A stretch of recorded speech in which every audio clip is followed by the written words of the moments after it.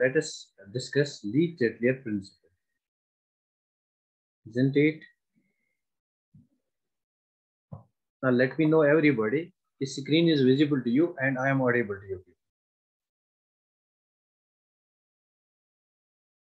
तो डिस्कस करेंगे Le Chatelier principle, और you can say it Le Chatelier principle, जैसा आपका मन कहे वैसे आप इसको प्रोनाउंसिएट करो।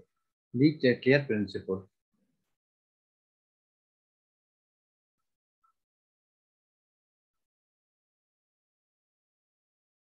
हेडिंग लगाओ आप ली-चैटलियर प्रिंसिपल। इसको डिस्कस करेंगे, इसका डिटेल्ड मैकेनिज्म हम देखेंगे। यहाँ पे ली-चैटलियर प्रिंसिपल क्या कहता है। ली-चैटलियर प्रिंसिपल क्या कहता है, बेसिकली अगर हमारे पास कोई रिएक्शन है and it is an equilibrium, यहाँ पे इक्विलिब्रियम मेंटेन हुआ है, तो अगर मैं इस इक्विलिब्रियम को डिस्टर्ब करूंगा, this is the state of equilibrium, isn't it? तो यहाँ पे इक्विलिब्रियम मेंटेन है। अगर मैं इस इक्विलिब्रियम को डिस्टर्ब करूंगा, तो इस इक्विलिब्रियम को कैसे हम डिस्टर्ब कर सकते हैं, पहले हम देखेंगे इक्विलिब्रियम को कैसे डिस्टर्ब कर सकते हैं। या तो हम कंसंट्रेशन ऑफ रिएक्टेंट या प्रोडक्ट की चेंज करेंगे बाय चेंजिंग द कंसंट्रेशन, या तो हम टेम्परेचर को चेंज करेंगे, या तो हम प्रेशर को चेंज करेंगे। These are the conditions under which a reaction is brought about. या तो हम कंसंट्रेशन को चेंज करेंगे, इक्विलिब्रियम को डिस्टर्ब करेंगे, या तो हम टेम्परेचर को चेंज करेंगे, इक्विलिब्रियम को डिस्टर्ब करेंगे, या तो हम प्रेशर को चेंज करेंगे, इक्विलिब्रियम को डिस्टर्ब करेंगे, या तो हम इनर्ट गैस ऐड करेंगे, इनर्ट गैस ऐड करेंगे। तो अगर हम इस इक्विलिब्रियम को बेसिकली इस इक्विलिब्रियम को अगर हम डिस्टर्ब करते हैं, इजंट इट? तो ये जो इक्विलिब्रियम है ना, ये रेजिस्ट करता है उस चेंज को, जो भी चेंज हम इक्विलिब्रियम पे लाना चाहते हैं, bye changing the concentration, by changing the temperature, by changing the pressure, bye changing the inert gas. तो इक्विलिब्रियम उस चेंज को अनड्यू करता है, मतलब उस चेंज को रेजिस्ट करता है, मतलब उस चेंज को अपोज करता है। अपोज मतलब ये इक्विलिब्रियम फिर से रीएडजस्ट करने की कोशिश करता है। बस ये स्टेटमेंट है ली-चैटलियर प्रिंसिपल का। तो आप यहाँ पे स्टेटमेंट लिख सकते हो। तो स्टेटमेंट में क्या लिखेंगे, according to this principle, if a system at equilibrium is subjected to a change of,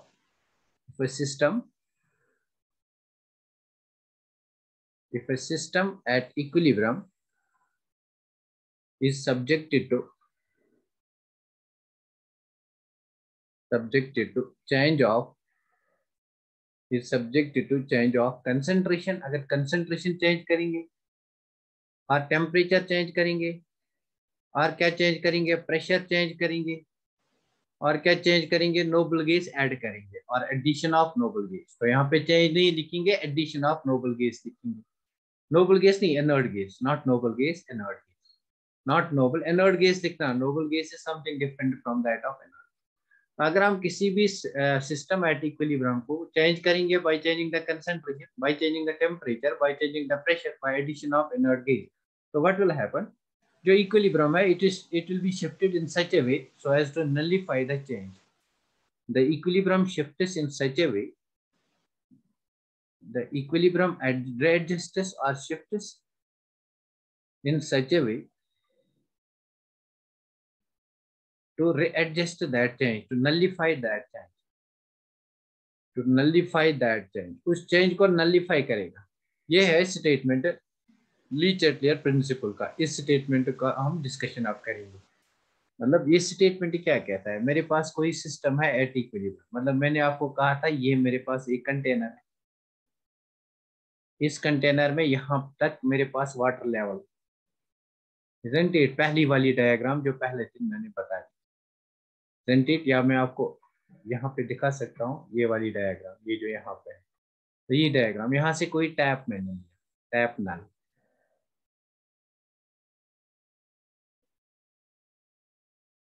थोड़ा सा मैं इसको एक्सप्लेन करूंगा, अदरवाइज आई नो आपको ये पता चल गया है कि ये क्या चीज है, isn't it? तो यहाँ से मैं एक टैप नल लूंगा ना, दिस इज माय टैप नल, यहाँ से वाटर आता है, ये वाटर पानी में गिर जाता है। अगर मैं यहाँ पे एक और वाटर टैप रखूंगा, तो यहाँ से पानी निकलेगा, जितना वाटर यहाँ से आता है that is the forward reaction, उतना वाटर अगर यहाँ से जाएगा that is one more reaction. मतलब अगर ये वाली स्पीड ऑफ रिएक्शन ये वाली स्पीड ऑफ रिएक्शन से बराबर होगी, then it is at the state of equilibrium, isn't it? तो अगर मैं क्या करूंगा, यहाँ पे कंसंट्रेशन इंक्रीज करूंगा, कंसंट्रेशन मतलब इसकी वेडथ इंक्रीज करूंगा, यहाँ से ज्यादा पानी आएगा, तो what will happen to the equilibrium, equilibrium will get disturb, मतलब जितना ज्यादा पानी यहाँ से आएगा उतना यहाँ से नहीं निकलेगा ना, तो उस चेंज को नलिफाई करने के लिए हमारा इक्विलिब्रियम क्या करता है वही हमें देखना है। तो व्हाट आर दीज चेंजेस, तो चेंजेस कौन कौन से हम करते हैं, effect of concentration, effect of concentration. Number second will be effect of temperature, effect of temperature, and number third will be effect of pressure, effect of pressure. तो question कैसे होंगे वो भी हम डिस्कस करेंगे। And number fourth will be addition of inert gas, addition of inert gas, addition of inert gas. So let us see them one by one. Effect of concentration को हम discuss करेंगे पहले। Let us see one by one effect of concentration को discuss करेंगे। Isn't it? तो जल्दी से note down करो।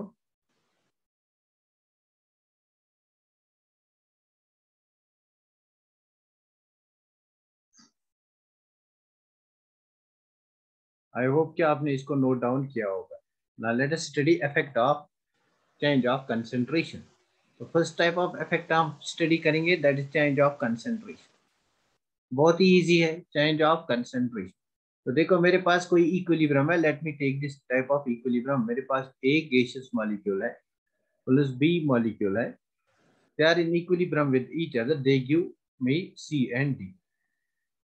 तो बताओ मुझे, अगर मैं कंसंट्रेशन ऑफ ए और बी इंक्रीज करूंगा व्हाट विल हैपन, अगर मैं कंसंट्रेशन ऑफ ए इंक्रीज करूंगा, अगर मैं कंसंट्रेशन ऑफ ए इंक्रीज करूं या कंसंट्रेशन ऑफ बी इंक्रीज करूंगा या कंसंट्रेशन ऑफ बी इंक्रीज करूंगा, मतलब कंसंट्रेशन ऑफ रिएक्टेंट्स इंक्रीज करूंगा। ए और बी क्या है, दे आर रिएक्टेंट्स, मतलब रिएक्टेंट्स की कंसंट्रेशन अगर इंक्रीज करूंगा तो बताओ व्हाट विल हैपन, इक्विलिब्रियम किस साइड में जाएगा,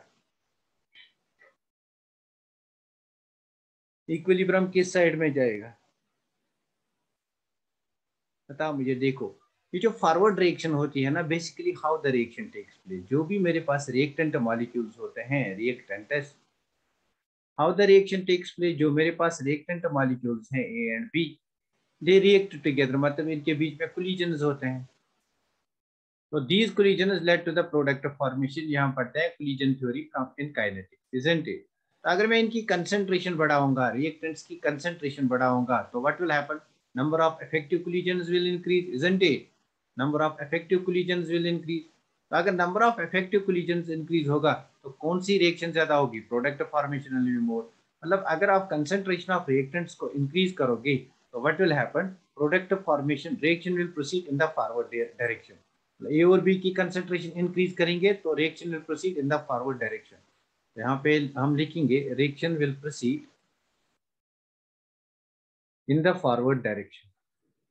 कहाँ से ये कंसेप्ट आया, फॉरवर्ड डायरेक्शन, जो हमारे पास एक थ्योरी है काइनेटिक्स में, that is called collision theory. Collision theory क्या कहता है, बेसिकली रिएक्टेंट मॉलिक्यूल्स के बीच में कोलिजन्स होते हैं, जितने ज्यादा कोलिजन्स होंगे उतने ज्यादा इफेक्टिव कोलिजन्स होंगे। इफेक्टिव कोलिजन्स क्या होते हैं, जिनकी प्रॉपर ओरिएंटेशन होगी, मतलब ये मेरे पास रिएक्टेंट मॉलिक्यूल्स हैं, यहाँ से इन रिएक्टेंट मॉलिक्यूल्स को ये यहाँ पे this is known as activation energy barrier, तो यहाँ से इन रिएक्टेंट मॉलिक्यूल्स को ए और बी को ये क्रॉस करना है, तब जाके ये प्रोडक्ट बनाएंगे, इजंट इट।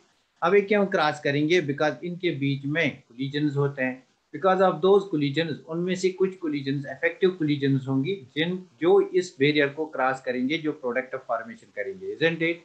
अगर इनकी कंसंट्रेशन ज्यादा होंगी, ज्यादा कोलिजन्स होंगे, ज्यादा इफेक्टिव कोलिजन्स होंगे, reaction will proceed in the forward direction. Clear, बताओ मुझे ये बात क्लियर हुई, जल्दी से बोलो ये बात क्लियर हुई। सिमिलरली अगर मैं concentration of C and concentration of D को इंक्रीज करूंगा, कंसंट्रेशन ऑफ सी को इंक्रीज करूंगा या कंसंट्रेशन ऑफ डी को इंक्रीज करूंगा, बताओ मुझे क्या होगा, नंबर ऑफ कोलिजन्स इस साइड ज्यादा होंगे, इजंट इट। तो नंबर ऑफ कोलिजन्स इस साइड ज्यादा होंगे, मतलब ये वाली रिएक्शन फेवर हो जाएगी ज्यादा, ये वाली फेवर मतलब ज्यादा हो जाएगी, मतलब रिएक्टेंट्स की जानिब रिएक्शन होगी, रिएक्शन में proceed in the backward direction, reaction proceeds in the backward direction। Clear, बता मुझे इफेक्ट ऑफ कंसंट्रेशन क्लियर हुआ? बता मुझे इफेक्ट ऑफ कंसंट्रेशन क्लियर हुआ? अरे यार कैसे करेंगे? देखो मैं, लीचेट लेयर प्रिंसिपल क्या कहता है, अगर आप इक्विलिब्रियम को डिस्टर्ब करोगे, मतलब मैं कहूंगा फॉर एग्जाम्पल मेरे पास ये वाली रिएक्शन है, NH3 गिव्स मी NH3, ये मेरे पास ये वाली रिएक्शन है, I have this type of reaction, for example मेरे पास ये reaction NH3 gives me N2 + 3 times H2, isn't it? I have this type of reaction. तो अगर मैं बताऊंगा यहाँ पे आपको अमोनिया ज्यादा से ज्यादा चाहिए, मतलब बैकवर्ड रिएक्शन ज्यादा से ज्यादा चाहिए, isn't it? आपको बैकवर्ड रिएक्शन ज्यादा से ज्यादा चाहिए, तो क्या करोगे आप कंसंट्रेशन ऑफ प्रोडक्ट्स इंक्रीज करो। कैसे करोगे concentration of products increase? Concentration of products कैसे करोगे इंक्रीज? मतलब आप इस रिएक्शन में ज्यादा से ज्यादा प्रोडक्ट्स जो हैं ऐड करोगे टू दिस, मतलब आप इस रिएक्शन को ऐड करोगे नाइट्रोजन ज्यादा, आप इस रिएक्शन को ऐड करोगे हाइड्रोजन ज्यादा, मतलब प्रोडक्ट की कंसंट्रेशन इंक्रीज करोगे तब जाके ये बनेगा ज्यादा से ज्यादा। फैसल क्लियर हुआ? क्लियर हुआ फैसल? हम ऐड करेंगे कंसंट्रेशन इंक्रीज करेंगे। कंसंट्रेशन कैसे इंक्रीज करेंगे? ऐड करेंगे। तो यार देखो हमारे, हम चाय बनाते हैं ना घर में, let us say we are in the kitchen, ये हमारे पास कोई बर्तन है, इसमें हम चाय बनाते हैं, जैसे वेसल, इसमें चाय बनाते हैं। तो ये हमने चाय बनाई, अब इस चाय का जो शुगर है, शुगर कंटेंट है, दैट्स वेरी कम। अब कैसे इंक्रीज करोगे? अगर आप इसको मोर शुगर ऐड करोगे, तो दैट्स वाई कंसंट्रेशन ऐड करने से हम इधर फॉरवर्ड रिएक्शन या बैकवर्ड रिएक्शन इंक्रीज करेंगे। आई होप कि इफेक्ट ऑफ कंसंट्रेशन आपको समझ में आया होगा। नेक्स्ट हम डिस्कस करेंगे effect of pressure, change in pressure. Clear? Next आप हेडिंग लिखो चेंज इन प्रेशर। तो ये सब फिर एक ही कंपाउंड, एक ही रिएक्शन पे अप्लाई करने हैं, इसलिए इनको अच्छी तरह अंडरस्टैंड करो। Change in pressure, change in pressure.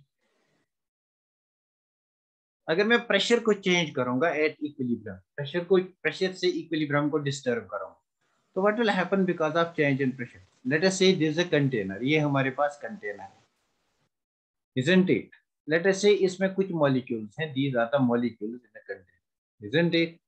तो अगर मैं यहाँ से प्रेशर को इंक्रीज करूंगा तो व्हाट विल हैपन? अगर मैं प्रेशर को इंक्रीज करूंगा व्हाट विल हैपन? अगर मैं पी एक्सटर्नल को इंक्रीज करूंगा व्हाट विल हैपन? मुझे लगता है ये जो वॉल्यूम है it will decrease, isn't it? This is volume V1। जो प्रेशर इंक्रीज करने से वॉल्यूम आएगा that will be this much volume, मतलब volume will decrease, this will be V, isn't it? Volume will decrease. अच्छा volume decrease होगा, जो इसमें number of moles थे उनका क्या होगा? क्या वो डिक्रीज हो जाएंगे? नंबर ऑफ मोल्स क्या डिक्रीज हो जाएंगे? नंबर ऑफ मोल्स जितने हमारे पास थे, सपोज इसमें हमारे पास 30 मोल्स थे, 30 मोल्स ऑफ एनी गैस। तो अब मैंने इस ये 30 मोल्स ऑफ एनी गैस इतने वॉल्यूम में थे, अब मैंने यहाँ पे प्रेशर को इंक्रीज किया तो वॉल्यूम कम हुआ, लेकिन इस वॉल्यूम में हमारे 30 मोल्स बराबर होंगे, isn't it? isn't it? So number of moles per unit volume बता, इंक्रीज हो रहा है या डिक्रीज हो रहा है? जल्दी से बोल। यहाँ पे इतने वॉल्यूम में हमारे पास 30 मोल्स थे, अब छोटे से वॉल्यूम में हमारे पास 30 मोल्स हैं, so the number of moles per unit volume, what happens? What happens to the number of moles per unit volume? Per unit volume increase हो जाएगा, isn't it? तो यार ये ना करो, क्लियर? पर unit volume number of moles increase हो जाएगा, isn't it? हाँ वेरी गुड।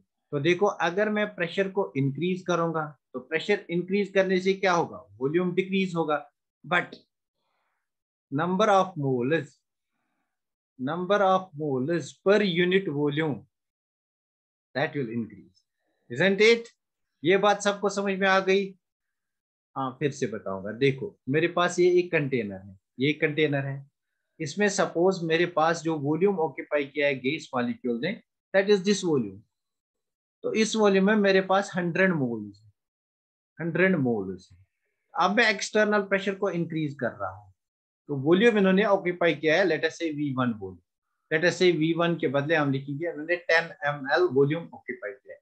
अब मैं P एक्सटर्नल को इंक्रीज कर रहा हूँ, अब मैं प्रेशर को इंक्रीज कर रहा हूँ। अगर मैं प्रेशर को इंक्रीज करूंगा बताओ मुझे what will happen to the volume?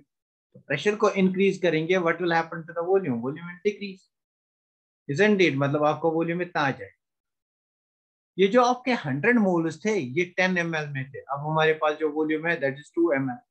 इस 2 ml में अब हमारे पास 100 मोल्स हैं, बिकॉज मोल्स तो वही रहेंगे ना, isn't it? So number of moles per unit volume that will increase, isn't it? Per unit volume increase हो जाएगा, although volume will decrease, but the number of moles per unit volume it will increase. Clear हुआ Shafia? Shafia clear हुआ? Number of moles per unit volume, मतलब यहाँ पे भी वही 100 moles है लेकिन कम वॉल्यूम है, मींस पर unit volume the number of moles will increase. देखो यहाँ पे पर यूनिट वॉल्यूम अगर निकालेंगे तो इसको 2 से डिवाइड करो, इसको आप मतलब कन्वर्ट करो into two parts, two two two and two. तो देखो 100 मोल्स किस में होंगे, इसमें भी थोड़े से होंगे, इसमें भी थोड़े से होंगे, इसमें भी थोड़े, इसमें भी थोड़े। अगर इक्वली डिवाइड करेंगे तो 5 पार्ट्स में 100 मोल्स डिवाइड होंगे। ये जो 2 ml है इसमें हो सकता है 20 मोल्स ही होंगे, isn't it? Very good. तो वही बात मैंने यहाँ पे लिखी, number of moles per unit volume will increase, number of moles per unit volume will increase. ठीक, क्लियर हुआ? Number of moles per unit volume will increase. तो what does Le Chatelier principle से? तो लिखो according to Le Chatelier principle, according to LC principle, according to LC principle, that's Lee Chatelier principle. According to Lee Chatelier principle, the equilibrium shift is, the equilibrium shift is, the equilibrium shift is in that direction. ये मत, ये लकीरें यहां से मत खींचो, in that direction, in that direction equilibrium उस तरफ शिफ्ट हो जाएगा, in that direction in which there is decrease in the number of moles. अरे यार मैंने क्या लिखा, number of moles per unit volume it will, number of moles per unit volume will increase. हाँ, the equilibrium will shift in that direction in which there is decrease in the number of moles, decrease in the number of moles. Why? On increasing pressure. Now why? Because मैंने कहा ये जो हम change कर रहे हैं equilibrium इसको resist कर रहा है, यहाँ पे नंबर ऑफ मोल्स इंक्रीज होंगे, इक्विलिब्रियम इसको कहेगा कि नंबर ऑफ मोल्स डिक्रीज कर, isn't it? Sir pressure increase करने से नंबर ऑफ मोल्स इंक्रीज होते हैं, हाँ वेरी गुड। प्रेशर इंक्रीज करने से क्या होगा, number of moles per unit volume increase होगा, not number of moles increase होंगे, number of moles per unit volume increase होगा, इजंट इट? तो अकॉर्डिंग ली चैटलियर प्रिंसिपल क्या कहता है, अगर आप डिस्टर्बेंस करते हो मतलब आपने प्रेशर इंक्रीज किया, उससे क्या हुआ, उससे नंबर ऑफ मोल्स, जरा बात को समझो, पर यूनिट वॉल्यूम क्या होगा, दैट इंक्रीज हुआ। तो इक्विलिब्रियम इस चेंज को रेजिस्ट करेगा, अब यहाँ पे इक्विलिब्रियम है, इक्विलिब्रियम इस चेंज को रेजिस्ट करेगा, अगर रेजिस्ट करेगा मतलब ये जो फैक्टर है अगर ये इंक्रीज हो रहा है इक्विलिब्रियम इसको डिक्रीज करेगा, isn't it? Equilibrium resists the change, whatever change we bring about equilibrium resists। तो हमने प्रेशर से चेंज किया, एक बार जरा गौर से समझो, हमने चेंज किया प्रेशर से, तो प्रेशर से कौन सा चेंज किया, हमने प्रेशर को इंक्रीज किया, उससे क्या हुआ, number of moles per unit volume that increase. अगर वो इंक्रीज होगा तो यहाँ से इक्विलिब्रियम इस चेंज को रेजिस्ट करेगा, तो कैसे करेगा, equilibrium will shift in that direction in which there is decrease in the number of moles. Clear? बस ये सारा खेल इन दोनों का अपोजिट है, प्रेशर को आप चेंज करो, जो चेंज प्रेशर से होगी इक्विलिब्रियम उसको अपोजिट करेगा, जो चेंज टेम्परेचर से होगी इक्विलिब्रियम उसको अपोजिट करेगा। क्लियर? क्लियर हुआ सबको? बता मुझे पहले, मतलब इक्विलिब्रियम अपोज करता है चेंज को, अनड्यू करता है चेंज को, नलिफाई करता है चेंज को, रेजिस्ट करता है चेंज को। बता मुझे ये बात पहले सबको क्लियर हुई, बिकॉज यहाँ पे बहुत सारे कंफ्यूजन आते हैं एग्जाम, यूजुअली लोग इसको ऐसे ही गोटर याद रखते हैं, but what is the actual thing? हाँ, एक्चुअल थिंग क्या है, अपोजिट काम करता है इक्विलिब्रियम। तो देखो इसका मतलब क्या है, मेरे पास फॉर एग्जांपल रिएक्शन है PCl5 gives me PCl3, plus Cl2। अब मुझे कैसे पता चलेगा कि नंबर ऑफ मोल्स इंक्रीज होंगे या डिक्रीज होंगे, बिकॉज मुझे तो ये रिएक्शन देखनी है। तो देखो यहाँ पे हमारा कितने मोल्स है, 1 मोल। प्रोडक्ट में हमारे पास कितने मोल्स है, 1 + 1 2 मोल। इसकी स्टैक्योमेट्री 1, इसकी स्टैक्योमेट्री 1। तो देखो अगर मैं यहाँ पे प्रेशर इस इक्विलिब्रियम पे इंक्रीज करूंगा, तो प्रेशर इंक्रीज करूंगा, इक्विलिब्रियम किस साइड शिफ्ट होगा, जहां पे नंबर ऑफ मोल्स डिक्रीज होगा। बताओ मुझे नंबर ऑफ मोल्स कहाँ पे कम है, प्रोडक्ट्स में नंबर ऑफ मोल्स ज्यादा है, 2 number of moles 2 moles, that is stoichiometry. Reactants में नंबर ऑफ मोल्स कम है, 1 मोल। तो अगर मैं प्रेशर को इंक्रीज करूंगा, इक्विलिब्रियम उस साइड जाएगा जहां पे नंबर ऑफ मोल्स कम है, मतलब इस रिएक्शन में equilibrium will shift towards backward direction, shifts towards backward direction, BD backward direction। Clear? हाँ, रिएक्टेंट्स। नाउ अब हम नोट लिख सकते हैं। तो अगर हम प्रेशर को इंक्रीज करेंगे, equilibrium shifts in that direction, short में in that direction where the stoichiometry is less, where the stoichiometry is less। stoichiometry को हम मोल्स कंसिडर करते हैं कभी कभी। where the stoichiometry is less, stoichiometric coefficients are less, is less, or number of moles is less, number of moles decreases। बस ये short में अब हम इसको लिख सकते हैं, पहले एक्सप्लेनेशन दे दी क्यों होता है। हाँ, अभी दिखाएंगे ना वो भी, change in the number of moles 0। तो यहाँ पे 0 नहीं है ना, वही बात हमने की। अगर हम प्रेशर को इंक्रीज करेंगे, equilibrium shift in that direction जहां पे नंबर ऑफ मोल्स कम हो। तो सेकंड स्टेटमेंट, अगर हम प्रेशर को डिक्रीज करेंगे, इक्विलिब्रियम कहाँ शिफ्ट होगा, if equilibrium will shift in that direction जहां नंबर ऑफ मोल्स, इसका उल्टा, नंबर ऑफ मोल्स इंक्रीज होंगे। तो फॉर एग्जांपल मेरे पास 2 टाइम्स अमोनिया फॉर्मेशन है। For example I have hydrogen plus nitrogen, they give me ammonia, 2 times ammonia, isn't it? Hydrogen plus nitrogen, they give me ammonia। so इस reaction को balance करना है। Usually आपको हमेशा balanced chemical equation देखनी है। इसी के रिएक्शन को बैलेंस करो, बताओ मुझे प्रोडक्ट्स में कितने मोल्स हैं, 2। रिएक्टेंट्स में कितने हैं, 4 मोल्स। प्रोडक्ट्स में कितने हैं, 2 मोल्स। अगर मैं इस रिएक्शन में प्रेशर को डिक्रीज करूंगा, तो इक्विलिब्रियम किस साइड शिफ्ट होगा, जहां पे नंबर ऑफ मोल्स इंक्रीज होंगे। Reaction will proceed in backward direction, this reaction will proceed in backward direction, proceed in backward direction, BD।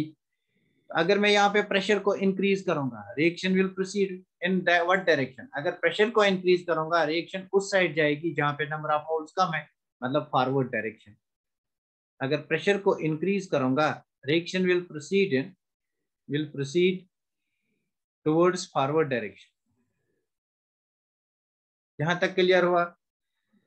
Balancing गलत हुई कहाँ पे, this is 3 times hydrogen and nitrogen, फिर भी वही है, सेम नंबर ऑफ मोल्स। हाँ, तो क्लियर है? यहाँ तक क्लियर है? बताओ मुझे, अगर आप हमारे पास ऐसी रिएक्शन होगी जहां पे number of moles of products and number of moles of reactant same होंगे, तो क्या होगा?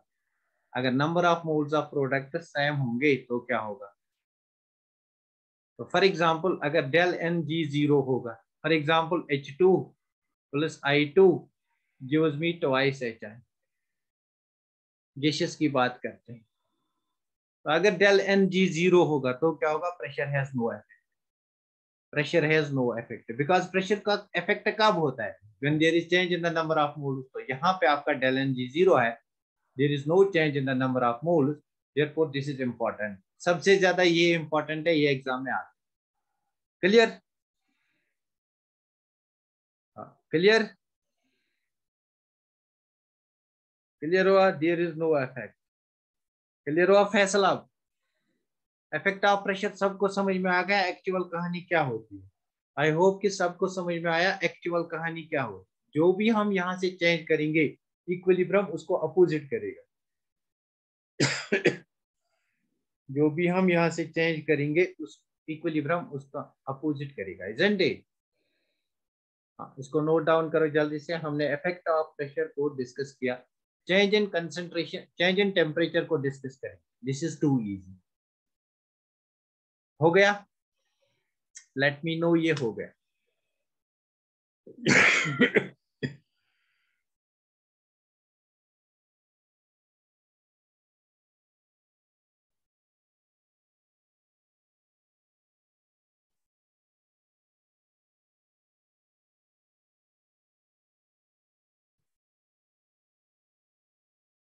हाँ, वेरी गुड,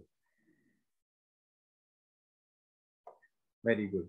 तो लिखो effect change in temperature, change in temperature.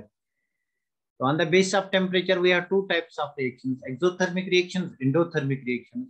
अगर हमारे पास एंडोथर्मिक रिएक्शन होगी, एंडोथर्मिक को कैसे पहचानोगे? जहां पे डेल एच पॉजिटिव होगा, जहां पे डेल एच पॉजिटिव होगा, isn't it? Del H positive होगा, दिस इज एंडोथर्मिक रिएक्शन। तो एंडोथर्मिक रिएक्शन क्या होती है? उस रिएक्शन को करने के लिए आपको टेम्परेचर इंक्रीज करना होगा, इजंट इट? तो फॉर एग्जाम्पल मेरे पास कोई रिएक्शन है, रिएक्शन इज लाइक दिस, मेरे पास ए गैस है प्लस बी गैस है, it gives me C gas. तो यहाँ पे लिखा है del H is for example plus 41 kilo joules per mole. मतलब यहाँ से मुझे पता चलता है रिएक्शन एंडोथर्मिक है या एक्सोथर्मिक है, प्लस 41 किलो जूल्स पर मोल। बस इस वैल्यू को देखना है, यहाँ से आपको पता चलेगा कि रिएक्शन इज एंडोथर्मिक या एक्सोथर्मिक। ये जो यहाँ पे वैल्यू है इट इंडिकेट्स फॉरवर्ड रिएक्शन, मतलब forward reaction is endothermic. Endothermic मतलब ये रिएक्शन तभी हो जाएगी जब आप टेम्परेचर को इंक्रीज करोगे। तो हम ये लिखेंगे कि एंडोथर्मिक रिएक्शन के लिए अगर हम टेम्परेचर को इंक्रीज करेंगे तो कौन सी रिएक्शन फेवरेबल होगी? Endothermic reaction. कौन सी रिएक्शन फेवरेबल होगी? एंडोथर्मिक। तो एंडोथर्मिक मतलब अगर यहाँ पे del H positive, this forward reaction is endothermic. यहाँ पे तो फॉरवर्ड रिएक्शन एंडोथर्मिक है। बताओ मुझे, अगर फॉरवर्ड रिएक्शन एंडोथर्मिक है, what will be reverse reaction? That will be exothermic. तो कैसे लिखोगे आप रिवर्स रिएक्शन इज एक्सोथर्मिक, कैसे प्रूव करोगे? तो मैंने कहा था इस रिएक्शन को फ्लिप करना है, तो फ्लिप करो, C will give you A plus B. अगर आपने रिएक्शन को फ्लिप किया मतलब डेल्टा एच का साइन भी नेगेटिव आ गया, इट विल चेंज। तो अगर डेल्टा एच का साइन चेंज हो गया that means it's exothermic, that's why reversible reaction is exothermic. तो अगर हमारे पास एक्सोथर्मिक रिएक्शन होगी तो व्हाट इज एक्सोथर्मिक रिएक्शन? जहां पे del H is negative, del H is negative मतलब हीट इज अवॉल्व। तो रिएक्शन से खुद ही हीट निकल रही है, हमें टेम्परेचर देने की क्या जरूरत है? तो वहां पे हमारा कम टेम्परेचर काम करेगा। So low temperature favours, low temperature favours exothermic reaction. Clear? Low temperature favours exothermic मतलब इस फॉरवर्ड रिएक्शन को करने के लिए हमें हाई टेम्परेचर की जरूरत है, और इस reverse reaction that's backward reaction को करने के लिए हमें लो टेम्परेचर की जरूरत है। क्लियर हुआ सबको? बताओ मुझे, ये बात सबको क्लियर हुई? बताओ मुझे, ये बात सबको क्लियर हुई? हाँ, टेल मी की ये बात आप सबको क्लियर हो गई? हाँ, वेरी गुड।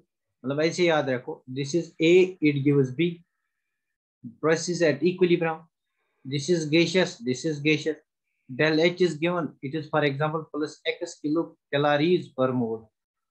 मतलब ये जो रिएक्शन है इसका मतलब है ये एंडोथर्मिक है, एंडोथर्मिक है मतलब हाई टेम्परेचर रिक्वायर्ड है। और ये जो रिएक्शन है इसका मतलब ये एक्सोथर्मिक है, एक्सोथर्मिक है मतलब low temperature is required. Clear? Now it is clear. उसके बाद देखो effect of addition of inert gas. देखो addition of inert gas, effect of addition of inert gas, पहले इसको नोट डाउन करो जल्दी से। Effect of addition of inert gas, that is very very important. हो गया? इन सब को हम अभी मिला के हम देखेंगे इनको कैसे अप्लाई करेंगे, अभी हम देखेंगे इनको हम कैसे अप्लाई करेंगे। आई होप ये हो गया।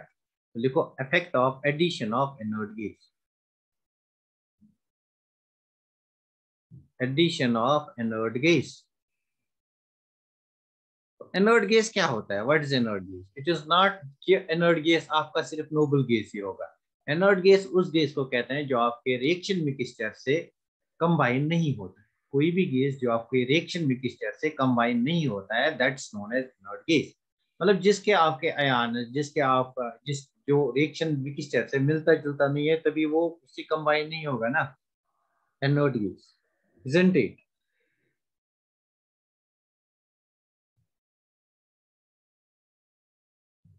तो देखो पहला important point, anode gases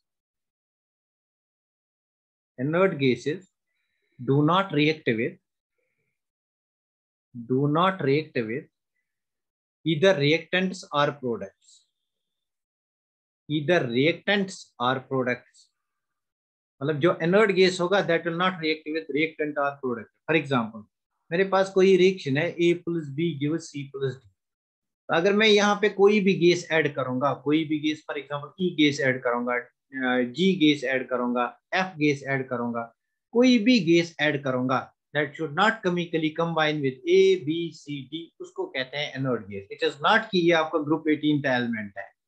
clear हुआ? एनोड गैस इज नॉट कि आप ग्रुप 18 का एलिमेंट को ढूंढो, helium, neon, argon, that situation is not like that. Inert gas उस गैस को कहते हैं, दैट्स व्हाई मैंने वहां पे लिखा था कि नोबल गैस नहीं, एनोड गैस उस गैस को कहते हैं जो आपके ए बी सी डी मतलब रिएक्शन की जो कंपोजिशन है, रिएक्शन में जो रिएक्टेंट्स एंड प्रोडक्ट्स है उनके साथ नहीं मिलेगा, that's called anode gas, isn't it? मतलब ये जो एनोड गैस होगा it will not react with either reactants और विद प्रोडक्ट्स, ये किसी के साथ भी नहीं मिलेगा, it will not chemically combine with reactants और प्रोडक्ट्स।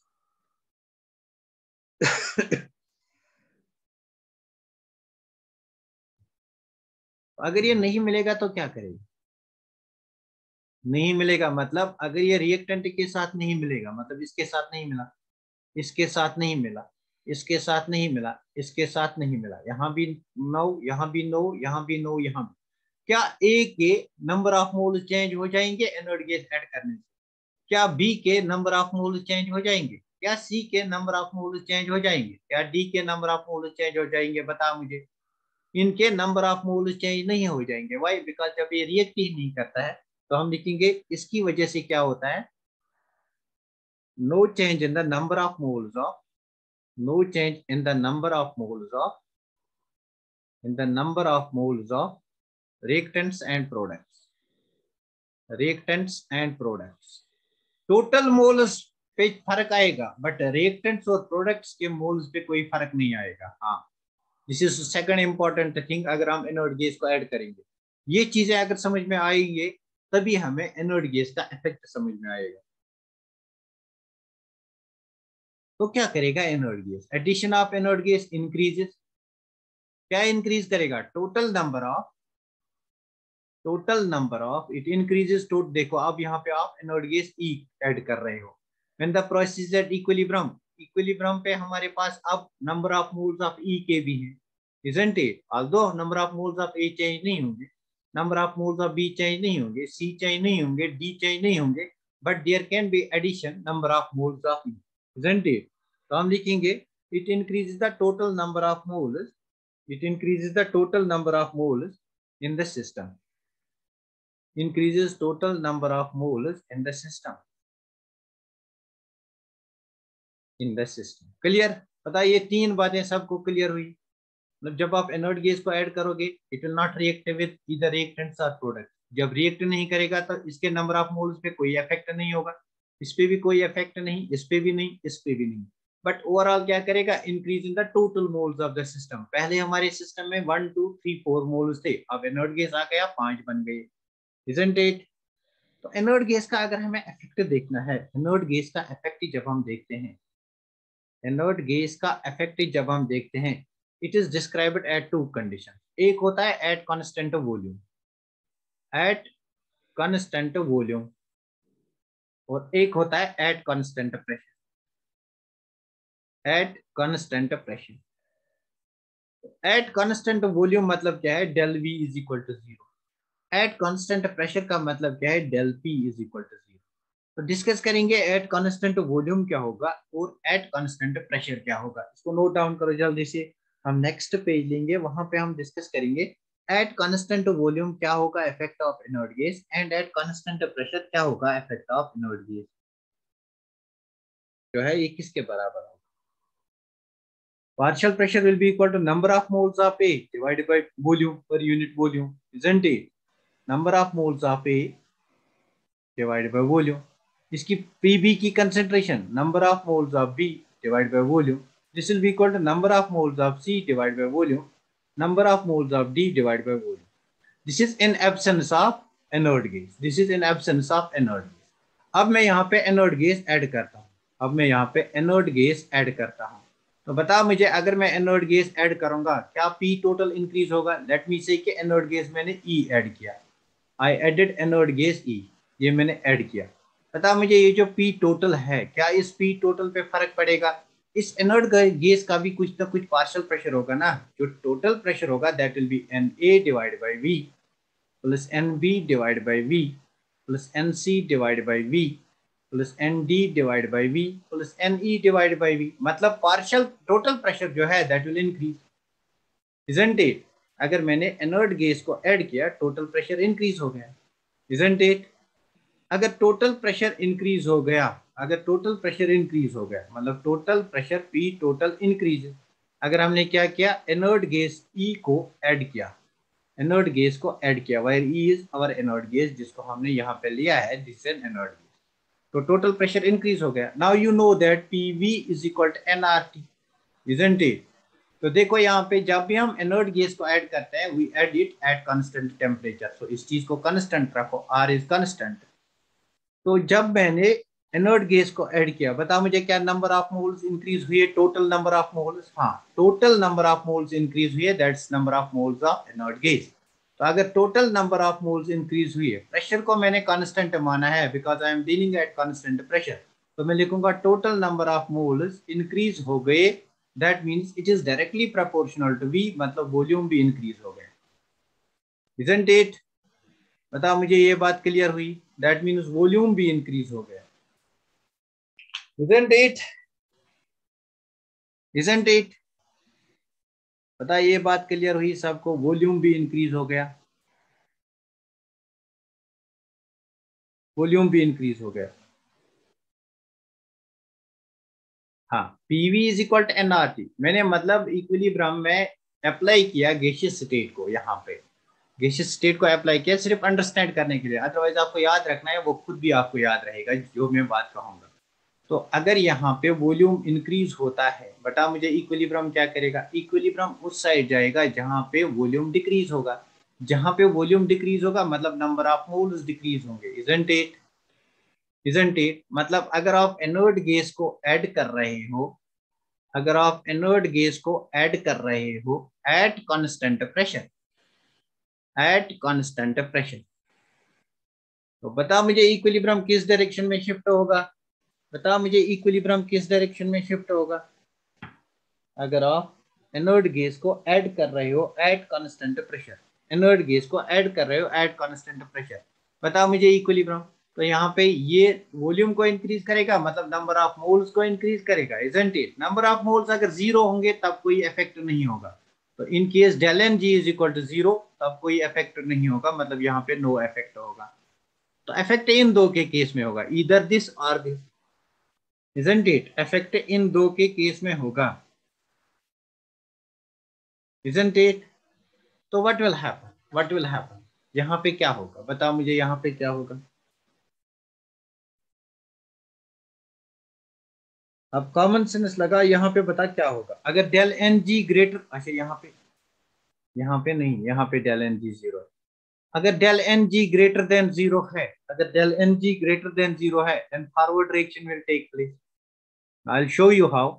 अगर del N G less than zero है then backward reaction will take place, और अगर del N G equal to zero है then no effect, no effect why? Because यहाँ पे number of moles same है इसलिए कोई इफेक्ट नहीं। अब देखो अगर del N G greater than zero है तो क्या होगा? Del N G greater than zero मतलब inert gas, inert gas added at constant pressure will have effect if del Ng is greater than zero, then forward reaction takes place, and if del Ng is less than zero, then backward reaction takes place, and if del Ng is equal to zero, then no change, then no change। अब इसकी हम detail में discuss करेंगे। देखो del N G greater than zero मतलब PCl5 gives me PCl3 plus Cl2 all gaseous, because del N G की बात हो रही है। तो देखो यहाँ पे यहाँ पे नंबर ऑफ मोल्स स्टोइकियोमेट्री 1 है, यहाँ पे नंबर ऑफ मोल्स 1 + 1 2 है, मतलब इस रिएक्शन में del N G greater than 0 है। Del N G greater than 0 है, मतलब अगर वॉल्यूम इंक्रीज हो रहा है तो क्या हो रहा है, नंबर ऑफ मोल्स भी इंक्रीज होंगे। नंबर ऑफ मोल्स इंक्रीज होंगे कब, जब पी टोटल इंक्रीज होगा। That's why forward reaction will take place. Clear हो आप? बता मुझे ये बात आप क्लियर हुई? मतलब मैथमेटिक्स से यहाँ में मैंने समझाया कैसे ये इंक्रीज होता है, अदरवाइज आपको इतना ही याद रखना है। अगर आप इस वाली डायग्राम को याद रखोगे this will be more sufficient for you. But effect कैसे होता है, क्या होता है अंदर सिस्टम में, क्या होता है, वो ये बात है। सिस्टम में अंदर क्या होता है वो ये बात है कि पी टोटल इंक्रीज होता है। पी टोटल इंक्रीज होता है मतलब total number of moles increase होते हैं। Total number of moles increase होते हैं, PV is equal to NRT, volume increase होता है। अगर वॉल्यूम इंक्रीज हुआ नंबर ऑफ मोल्स इंक्रीज होंगे। तो अगर del N G greater than 0 है, मतलब नंबर ऑफ मोल्स इंक्रीज होंगे, तो कहाँ रिएक्शन हो जाएंगी, जहां पे नंबर ऑफ मोल्स इंक्रीज होंगे। पता मुझे ये क्लियर हुआ? जल्दी से बताइए ये बात आपको क्लियर हुई? बट आपको जब शॉर्ट नोट्स बनाओगे आपको इतना ही याद रखना है, एट कांस्टेंट प्रेशर क्या होता है, इजंट इट? तो यहाँ से क्वेश्चन आता है, अगर आप एनोड गैस को ऐड करोगे, which of the following reaction will favour forward direction, और which of the following reaction will favour backward direction, and which of the following reaction does not have any change on addition of inert gas, isn't it? बताइए ये बात clear हुई? जल्दी से बोलो पहले, ये बात क्लियर हुई? ये बात आपके दिमाग में चिपक गई कि मैंने क्या कहा, कैसे होता है?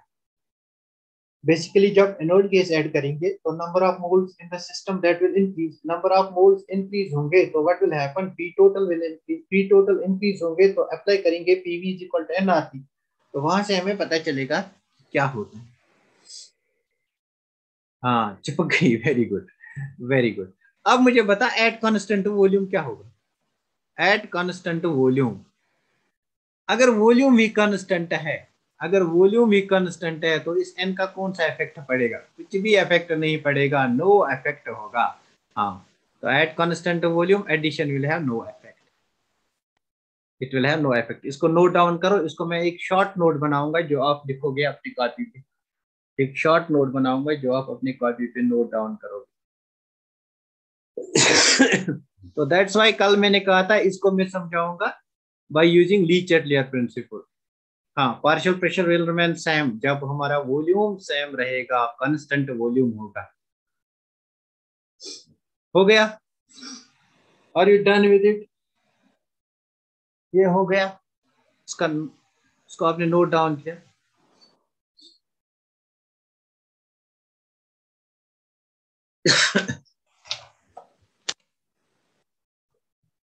आपको बुक्स में डायरेक्ट मिलेगा इतना स्टेटमेंट, जो भी बुक आप पढ़ोगे ना वहां पे आपको सिर्फ इतना ही स्टेटमेंट मिलेगा। ये वाली डिटेल्ड डिस्कशन आपको कहीं पे नहीं मिलेगी बुक्स में, normally for 11th 12th books. मेरे पास एक बुक है उसमें ये डिटेल्ड डिस्कशन है, केएल कपूर की बुक है, वो आपको मतलब पढ़नी नहीं है, आप उस बुक को आप खरीदना नहीं, क्योंकि वो बुक आईआईटी जैम के लिए, आईआईटी जैम वालों को ऐसे समझा है।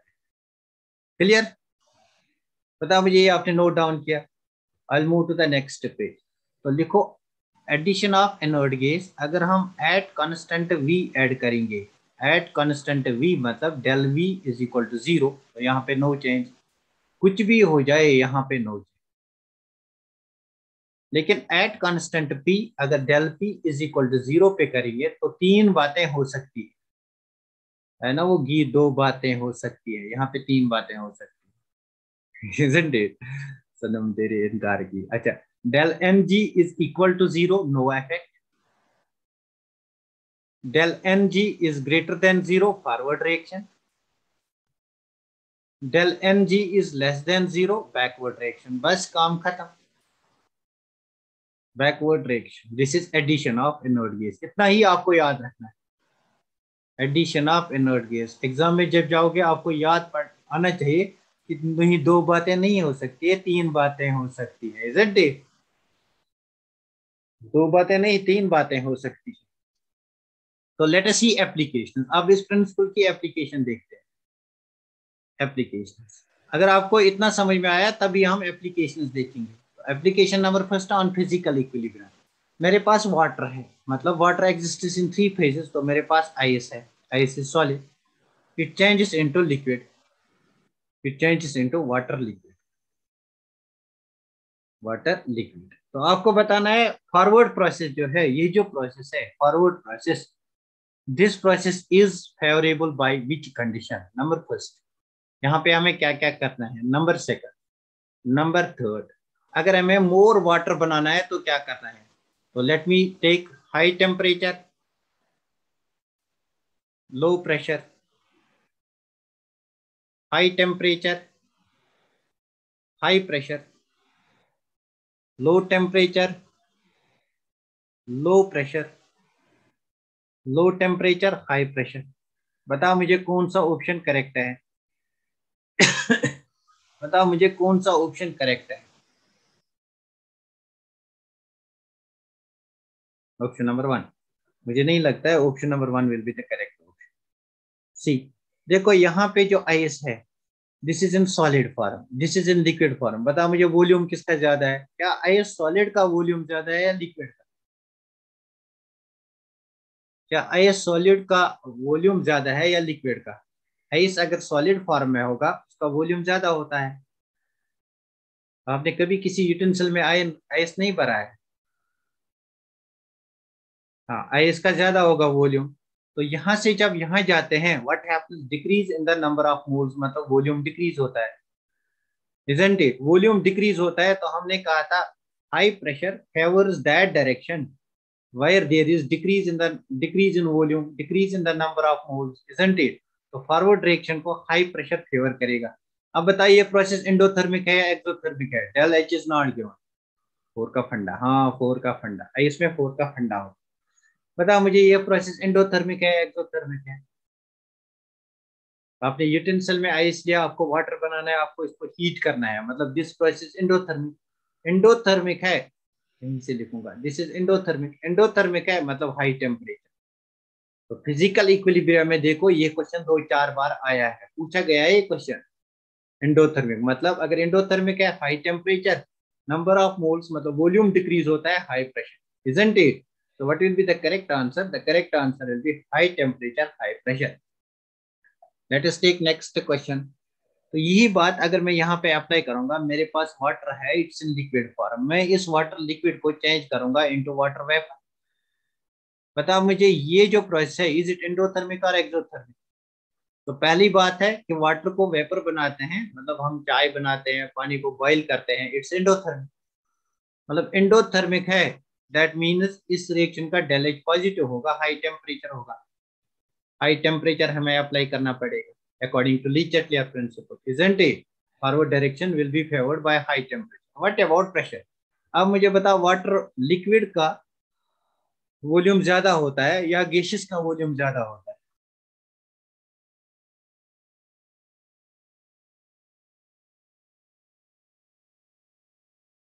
अगर मैं प्रेशर को इंक्रीज करूंगा, बता मुझे, अगर मैं प्रेशर को इंक्रीज करूंगा इक्विलिब्रियम किस साइड शिफ्ट होगा। Equilibrium will be shifted to which side, will be shifted to which side.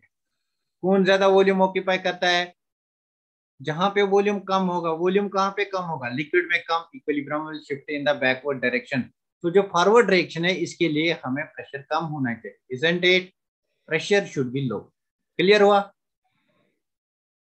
हाँ, pressure should be low for backward direction. Very nice, very nice, very very very nice. Clear. So let me apply Lee Chatelier principle for this reaction for chemical equilibrium। मेरे पास nitrogen है plus मेरे पास 3 times hydrogen है, it gives me 2 times ammonia,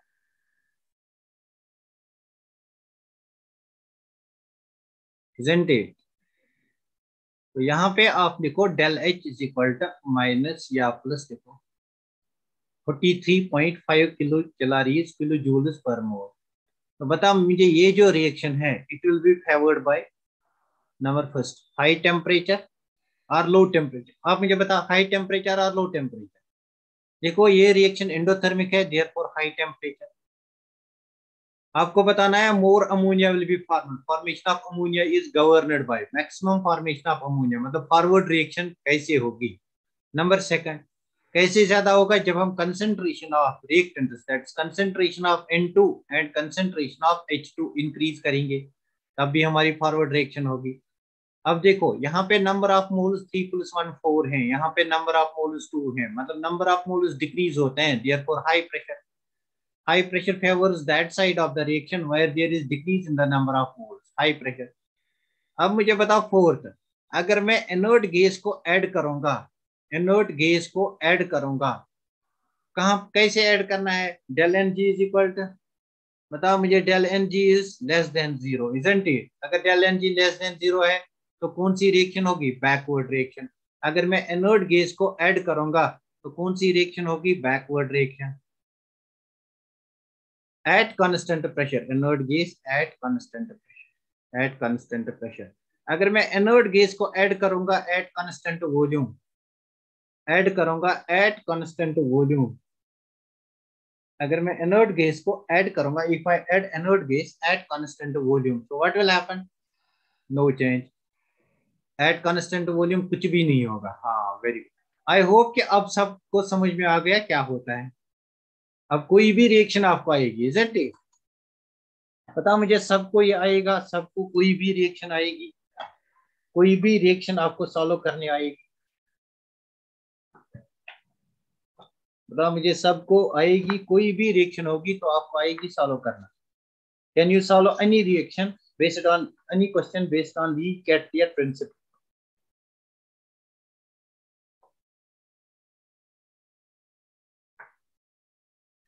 can you solve any question based on Le Chatelier principal?